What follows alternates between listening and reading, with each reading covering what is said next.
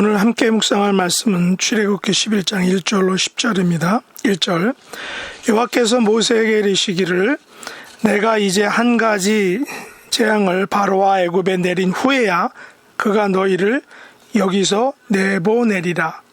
그가 너희를 내보낼 때에는 여기서 반드시 다 쫓아내리니 백성에게 말하여 사람들에게 각기 이웃들에게 은금 패물을 구하게 하라 하시더니 여호와께서 그 백성으로 애굽 사람의 은혜를 받게 하셨고 또 그 사람 모세는 애굽 땅에 있는 바로의 신하와 백성의 눈에 아주 위대하게 보였더라.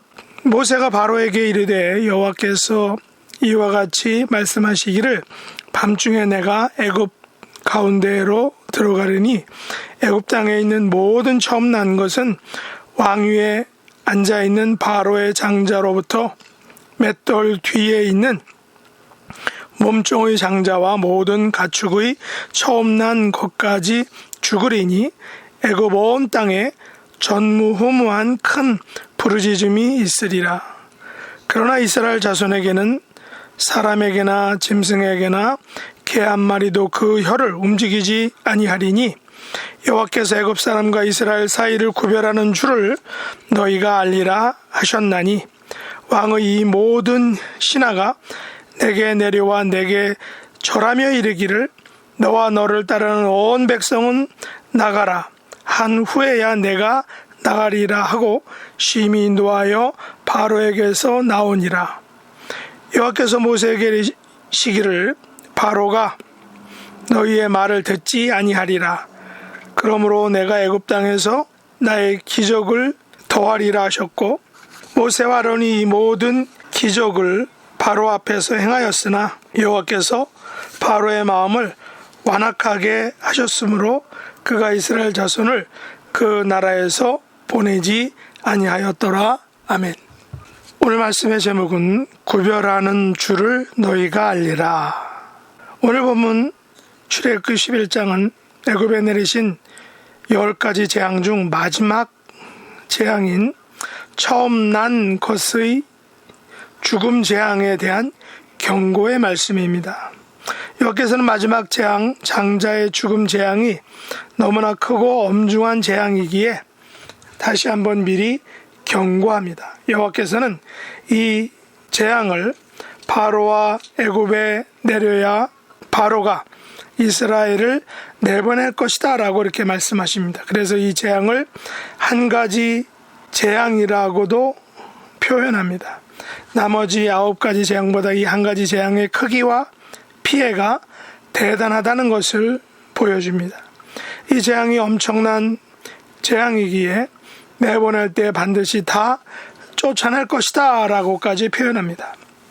출애굽 과정에서 개인적으로 한 가지 의문이 들었던 것은 2절 말씀에서 이스라엘 백성들이 각기 이웃들에게 은금 패물을 구하게 하라라는 그런 말씀이었습니다. 이것은 애굽 사람들에게 은금 패물을 달라고 하여 애굽을 떠나라는 것인데 일반적인 상식으로 도저히 이해가 되지 않는 것 같죠. 그러나 이것은 하나님께서 아브라함에게 약속하신 창세기 15장 14절 말씀을 보면 이해가 된다라는 것입니다. 거기 보면 그들이 섬기는 나라를 내가 징발할 것이며 그 후에 네 자손이 큰 재물을 이끌고 나오리라 라는 말씀입니다. 이것은 은금 패물을 내주어야 하는 애굽 사람들의 입장에서 보면 약간 억울한 일일 수 있죠. 그러나 애굽인들이 400년간 이스라엘 사람들을 노예로 부려먹었다면 그 대가는 은금 패물 정도로 상충될 수 없는 것입니다. 분명한 것은 하나님께서는 아브라함과의 약속을 철저하고 정확하게 지키셨다라는 것입니다. 그리고 9번에 걸쳐서 계속해서 여호와 하나님과 모세와 아론 그리고 히브리인들을 속이고 기만하고 거짓 행위를 한 바로와 애굽을 마지막 한 가지 재앙, 장자의 죽음 재앙을 통하여 한 번에 갚으시는 심판하시는 여호와 하나님을 우리가 보게 되는 것입니다. 내 백성을 보내라 그들이 나를 예배할 것이다 라는 여호와의 구원 계획은 오직 이제 마지막 단계에 다다른 것입니다. 우리는 여호와의 이 마지막 재앙, 모든 장자의 죽음이 어떤 면에서는 좀 잔인한 심판이라고 생각할 수도 있을 것입니다. 그러나 지금까지 바로와 애굽이 보여준 거짓과 속임수와 배신의 무게와 크기는 바로가 재앙을 받아 마땅하다라는 것을 우리가 느낄 수 있습니다. 바로 왕은 애굽 땅에 있는 모든 처음 난 것은 잃는 슬픔을 맛보고서야 약속을 지키게 됩니다. 바로의 장자로부터 맷돌 위에 있는 몸종의 장자, 심지어 모든 가축의 처음 난 것까지 죽는 재앙을 당하고 난 후에 백성을 내보내게 되는 것입니다. 바로는 애굽 땅에 전무후무한 큰 경험하고 나서야 내보내게 된다라는 사실입니다. 그러나 여호와께서는 애굽 사람과 이스라엘 사이를 구별하십니다. 이 장자의 재앙이 애굽에만 있고 이스라엘에게는 없게 된다라는 말씀이기도 합니다. 그런 의미에서 여호와의 구원과 은혜는 구별된 은혜, 구별되게 하는 은혜다라는 것을 우리가 볼 수 있습니다. 오늘 우리들도 여호와께서 이 같은 구원의 은혜를 여호와께로부터 받곤 합니다. 저는 이번 김한수 목사님의 수술 과정을 통하여 하나님께서 목사님에게 구별된 은혜를 주셨다라고 생각합니다. 6년 전에도 우연히 발견하셨고 이번에도 초기에 발견하여 좋은 치료 과정을 갖게 된 것입니다. 저 개인적으로도 하나님께서 말씀을 통하여 구별된 은혜를 주셨다라는 것을 여러 번 크고 작은 것들을 경험하였습니다. 그렇다면 우리는 여호와 앞에 겸손하고 온전한 믿음의 태도로 우리의 남은 생을 살아가야 할 것입니다. 바로처럼 계속해서 거짓과 배신을 한다면 결국은 실패할 것입니다.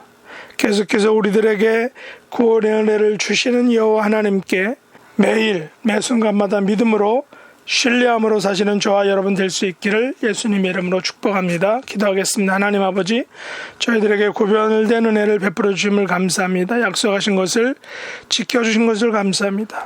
바로왕처럼 거짓과 배신을 행하지 않게 해주시고 여호와만을 의지하며 믿음으로 섬기는 순종하는 자녀가 되도록 은혜 베풀어 주옵소서. 예수님의 이름으로 간절히 기도드립니다. 아멘.